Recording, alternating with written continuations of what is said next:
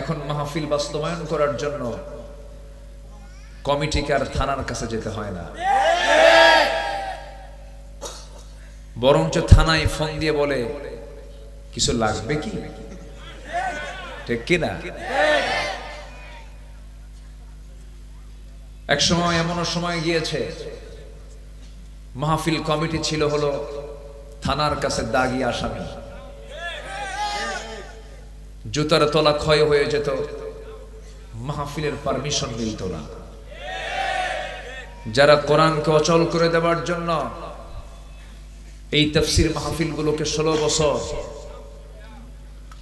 অযথা বিনা কারণে বন্ধ রেখেছিল, আল্লাহ তাদের কাজকে অচল করে দিয়েছেন। তারা আজকে সচল না অচল? দেশে না বাইরে? কই যে জানে তাও তো কেউ জানে না, কই যে আছে কেউ জানে না।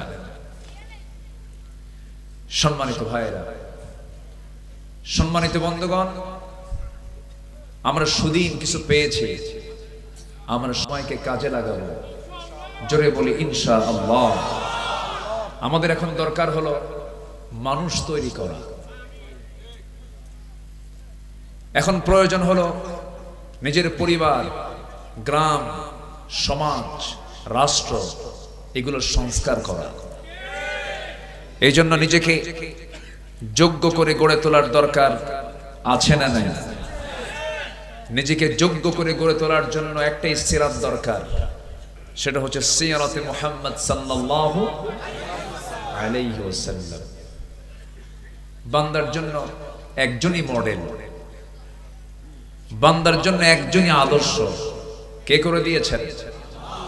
আল্লাহ করে দিয়েছেন।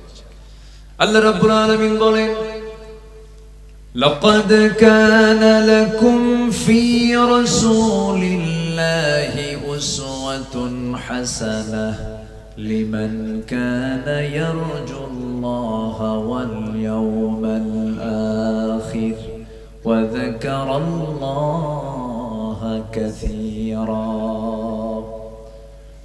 তোমাদের জন্য উত্তম আদর্শের বাস্তব নমুনা কেউ নয়, তোমাদের জন্য উত্তম আদর্শের বাস্তব নমুনা শুধু একমাত্র কেবলমাত্র শুধুমাত্র একজন, তিনি হচ্ছেন মুহাম্মদুর রাসূলুল্লাহ সাল্লাল্লাহু আলাইহি ওয়াসাল্লাম। তাকে ফলো করো, তাকে অনুসরণ করো। আমি আল্লাহ, তুমি আমাকে সরাসরি পাবে না, আমাকে পেতে হলে নবীর ইত্তেবা লাগবে। যারা পারেন ঠোঁট মিলিয়ে কমন আয়াত, ঘরের আয়াত, পকেটের আয়াত আমার সঙ্গে ঠোঁট মিলিয়ে বলুন, ইন কুনতুম তুহিব্বুনাল্লাহ ফাত্তাবিউনি ইউহিব্বুকুমুল্লাহ ওয়া ইয়াগফির লাকুম যুনুবাকুম ওয়াল্লাহু গফুরুর রহিম। জোরে বলুন আল্লাহু আকবার। কি मोहम्मद से वफा तूने तो हम तेरे है, ये मोहम्मद की मोहम्मद से वफा तूने तो हम तेरे है, ये है जहाँ चीज है किया लौह कलम तेरे है। मोहम्मद के যদি ভালোবাসো, ভালোবাসা পাবে আমার, লৌহ কলম লোভিবে তোমরা, মাটির পৃথিবী সে কোন ছাড়, দুনিয়াও পাবে আখিরাত পাবে, সব কিছু পেয়ে যাবে, কিন্তু শর্ত হতেছে জীবনের চাইতে সবচেয়ে বেশি প্রিয় মনে করতে হবে আমার রাসূলকে। রাসূলকে ভালোবাসতে হবে, সেই নবীজির ইত্তেবা করতে হবে। রাষ্ট্র যে ইসলাম দিয়ে সাজানো যায় এটা অনেকে মানতেই চায় না, আছে কিনা বলেন? রাষ্ট্র ইসলাম দিয়ে সাজাতে হবে এটা অনেকে মানতে চায় না। তারা বলে ধর্ম ধর্মের জায়গায় থাকবে, রাষ্ট্র রাষ্ট্রের জায়গায় থাকবে। ধর্ম থাকবে মসজিদে, ধর্ম থাকবে মাদ্রাসায়, ধর্ম থাকবে নামাজ কালামে, নামাজ রোজায়, হজ, এই সমস্ত কাজে ধর্ম থাকবে। কিন্তু রাষ্ট্রে আবার ধর্ম আসবে কেন? তারা এটা প্রমাণ করতে চান রাষ্ট্র এবং ধর্ম দুটা দু জায়গায় থাকবে, কিন্তু ইসলাম বলে দিচ্ছে ধর্ম দিয়ে রাষ্ট্র চলতে হবে। আসতে বলে ঠিক কিনা? কি দিয়ে চলতে হবে? ধর্ম ইসলাম দিয়েই রাষ্ট্র চলতে হবে। রাষ্ট্র দিয়ে ধর্ম চলবে না, ইসলাম দিয়ে রাষ্ট্র চলবে। এই কথা বলতে গেলেই তখন আমরা হয়ে যাই ধর্মের নামে রাজনীতি করি। আমাদেরকে বলা হয় রক্ষণশীল, আমাদেরকে বলা হয় মৌলবাদী, আমাদেরকে বলা হয় সন্ত্রাসী, আমাদেরকে বলা হয় রাজাকার, আমাদেরকে বলা হয় মানবতা বিরোধী অপরাধী। বহু গালি আমরা শুনেছি 16 বছর, বহু গালি শুনেছি। কত গালি যে আমাদেরকে দিয়েছে। সম্মানিত বন্ধুগণ, যে রাজাকার শব্দ ব্যান্ড ছিল, সেই রাজাকার শব্দটাই আল্লাহ তাআলা ব্র্যান্ড বানায় দিয়েছে। অহংকার এমন একটি অপরাধ, আসমান এবং জমিনে প্রথম যে অপরাধ সংগঠিত হয়েছে তার নাম হলো অহংকার। তার নাম কি? অহংকার। মানুষ আসেই নাই পৃথিবীতে। আল্লাহ ইবলিসকে বললেন আদমকে মেনে নাও, কিন্তু ইবলিস কি বলল? কি করলো বলেন তো? অহংকার করে বসলো। ইবলিস বলল খালাকতানি মিন তিন খালাকতানি মিন নার ওয়া খালাকতাহু মিন তিন আনা খায়রুম মিনহু। তুমি কাকে সিজদা দিতে বলো? কাকে তুমি মেনে নিতে বলো? আমাকে সৃষ্টি করেছে আগুন দিয়ে, তাকে সৃষ্টি করেছে হলো মাটি দিয়ে, আমি তাকে মানব না। এটা কি বিনয় না অহংকার? বিনয় না অহংকার?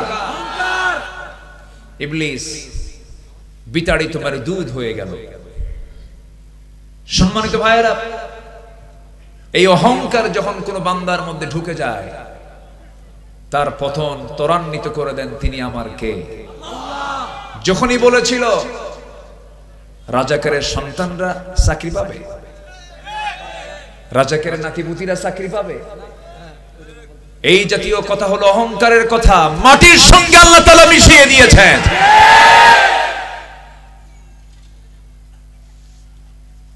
অনেকে বলতো না মরা পর্যন্ত উপায় নাই, বলতো না?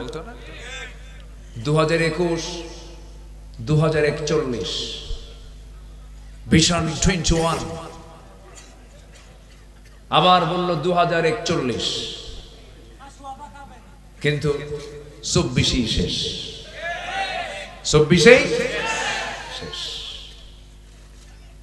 আমি ভেবেছিলাম যুবকরা মনে হয় ডিভাইসে আসক্ত হয়ে পড়েছে, মাদকাসক্ত হয়ে পড়েছে, গেমস আসক্ত হয়ে পড়েছে, নোংরামিতে জড়িয়ে গেছে, মনে হয় যুব সমাজ শেষই হয়ে গেছে।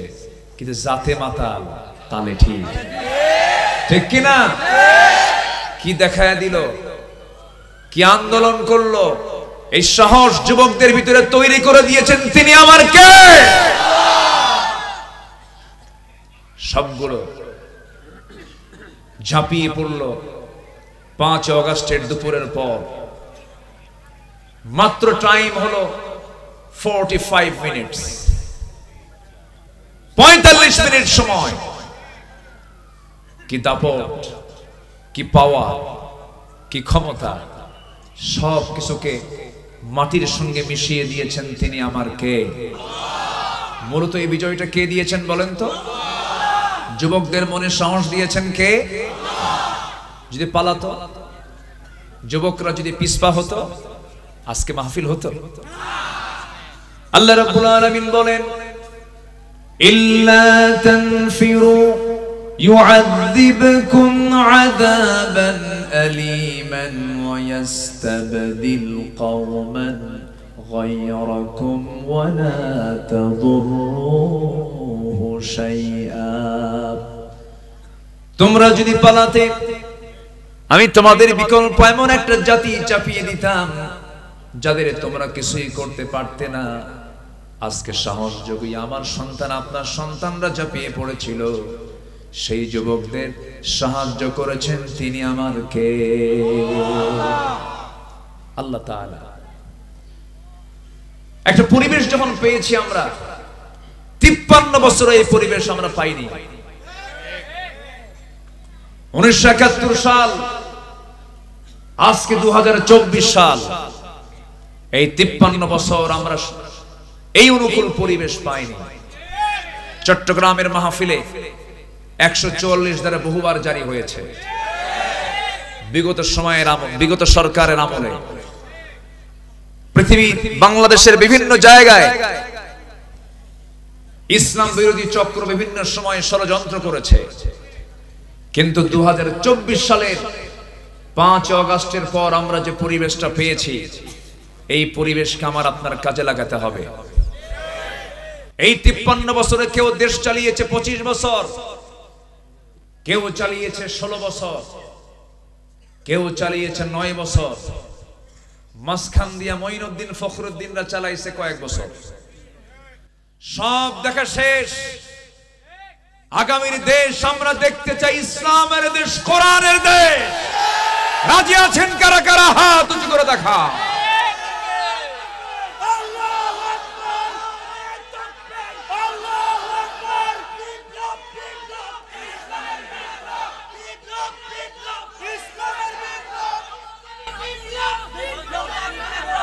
আল্লাহ কবুল করুন, জোরে বলি আমিন, আরো জোরে আমিন। সম্মানিত ভাইয়েরা, কম ষড়যন্ত্র করেনি, কম মিথ্যাচার করেনি। আল্লামা সাঈদীর মতো মানুষের নামে মামলা দিয়েছে ধর্ষণের।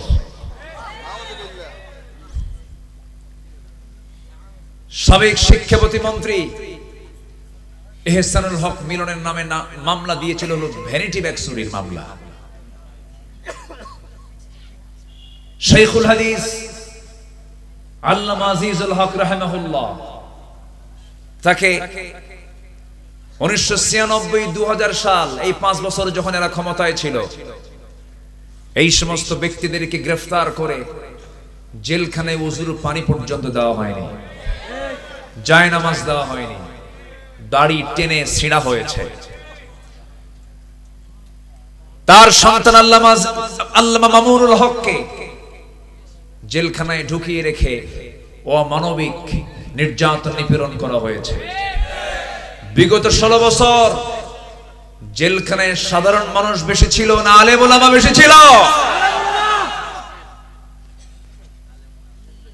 আমি আব্দুল্লাহ আমিন, প্রথম আমার বিরুদ্ধে মামলা হয় 1999 সালে। ওই সময় জননিরাপত্তা আইন নামে একটা আইন পাশ করেছিল তারা। সেই মামলার আমি একজন আসামি ছিলাম। আমার মামলার উকিল ছিলেন মরহুম ব্যারিস্টার মওদুদ আহমদ। হাইকোর্ট থেকে সেই সময় মামলাটাকে স্থগিত করা হয়। আবার ওই গভর্নমেন্ট যখন আবার 2008 সালে আসলো, আসার পর আরো কিছু মামলা আমার নামে যোগ হলো।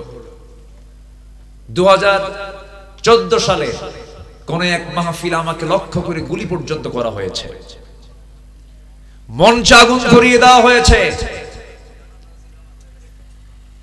কোরআনে আগুন দেওয়া হয়েছে, অসংখ্য কোরআন প্রেমী ভাইদের প্রতি লাঠি চার্জ করা হয়েছে। মাহফিল ছিন্ন বিচ্ছিন্ন হয়ে গেল।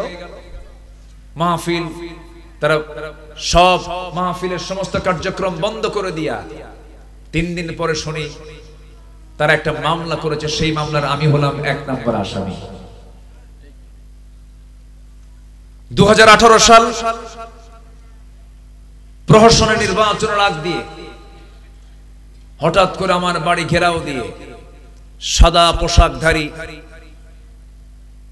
লম্পট বদমাইশ কিছু আমাকে গ্রেফতার করে নিয়ে চলে গেল। থানায় গিয়ে বসলাম, মামলা কি জানি না। শেষ পর্যন্ত আমাকে গ্রেফতার দেখিয়ে, ওয়ারেন্ট দেখিয়ে জেলখানায় পাঠানো হলো। জেলখানায় ঢুকলাম, ঢুকে দেখি সামনে এক বুড়া চাচা সামনে দাঁড়ানো। আমার দেখি লম্বা একখান সালাম দিল, দিয়া বলে, হুজুর আপনি জেলখানায় ঢুকলেন, খুব খুশি হয়েছি। বললাম, ঢুকলাম জেলখানায়, খুশি করে হলেন আপনি, এটা কেমন কথা? হুজুর ওয়াজ শুনি অনেক দূর থেকে, মুসাফা করতে পারি না, সাক্ষাৎ করতে পারি না, এত সুন্দর এত কাছে আসবেন, এর চাইতে কি বড় আনন্দ আর কিছু আছে নাকি? উনি ওনার দিকটা দেখে খুব খুশি হয়েছে। বললাম, চাচা আপনি জেলখানায় কেন? বাবা আমার বয়স 85 বছর, আমার নামে মামলা দিয়েছে হলো বিস্ফোরক মামলা। কি মামলা? বিস্ফোরক মামলা। আমি নাকি বোমা হামলা করছি। বলেন তো 85 বছরের মানুষের হাতের ফিটনেস কি আছে? থাকে? মারবে একদিকে, লাগবে আরেকদিকে, হাত তো কাঁপে। 85 বছরের বৃদ্ধ মানুষটা মামলা থেকে অব্যাহতি পায়নি। মার কোল থেকে সন্তানকে ছিনিয়ে নিয়ে গুম করা হয়েছে, হত্যা করা হয়েছে, লাশকে টুকরো টুকরো করা হয়েছে। আয়নাঘর সাজানো হয়েছিল। Barrister Arman, brigadier general Abdullah Ilaman Azmi, এই দুজন ব্যক্তির সঙ্গে আমি সরাসরি কথা বলেছি। শুধু একটাই কথা বললেন কেঁদে কেঁদে, 8টি বছর আয়না ঘরে ছিলাম, আকাশের সূর্য দেখতে কেমন এটা আমাদের কিসমতে জোটে নাই। মীর কাসিম আলী রাহমাহুল্লাহর সুযোগ্য সন্তান আরমান ভাই বললেন, আমার বাবার শাহাদত 8 বছর আগে হয়েছে, আমি জানতাম না। আমি জানতাম যে আমার বাবা বেঁচে আছেন, সেই দিন জানতে পেরেছি যেদিন আমি আয়না ঘর থেকে মুক্ত হয়েছি। কি চিত্র চিত্রায়িত হয়েছে এই 16 বছর। ফেরাউন বেঁচে ছিল 1600 বছর, আর এরা ছিল 16 বছর। সংখ্যার যে মিল হলো কেমনে বুঝলাম না। হ্যাঁ, কোয়ালিটি এক। হ্যাঁ, ওটা ছিল পুরুষ ফেরাউন, এটা হলো নারী ফেরাউন, মেল ফিমেল। কইলো মানে ও আচ্ছা, হ্যাঁ খেলা হবে না, এটা বাজে কথা। এটা জানেন, একজন দেশের কর্ণধার, একজন দেশের উচ্চ পদস্থ একজন ব্যক্তির মুখ থেকে এই জাতীয় হালকা কথা, বেমানান, বেফাস, ব্যক্তিত্বহীন ছাড়া এই জাতীয় কথা মুখ থেকে বের হতে পারে না। নোংরা। কোথায়? উনি তো খেলতে পারলেন না। উনি যে আসেন যে কোন জগতে, চতুর্থ আসমান না পঞ্চম আসমান, আল্লাহই তো যায়। চোরের মায়ের আছে নাকি এলাকায় এই কথা কয়? চোরের মায়ের বড় গলা। অনেক কিছু হয়েছে, অনেক কিছু করেছে। আমরা পরিবেশ পেয়েছি, আমরা ইসলাম দিয়ে দেশটাকে সাজাতে চাই। সবাই রাজি আছেন তো? দেশ সাজানোর আগে নিজকে সাজানোর দরকার আছে না নাই? পৃথিবীকে গড়তে হলে আগে নিজকে গড়তে হবে, নিজের পরিবারকে গড়তে হবে, সমাজকে গড়তে হবে, রাষ্ট্রকেও গড়তে হবে। সম্মানিত বন্ধুগণ, ইসলামী রাষ্ট্র এবং সমাজ গঠনে নবীজির পথ এবং পদ্ধতি, এই বিষয়ে আমি 12টা আর্টিকেল নিয়ে কথা বলতে চাচ্ছি। যেহেতু সাবজেক্ট নির্দিষ্ট বিষয়ের উপরে, আমারও ধৈর্য ধরে বলতে হবে, আপনাকেও ধৈর্য ধরে শুনতে হবে। জোরে বলি ইনশাআল্লাহ।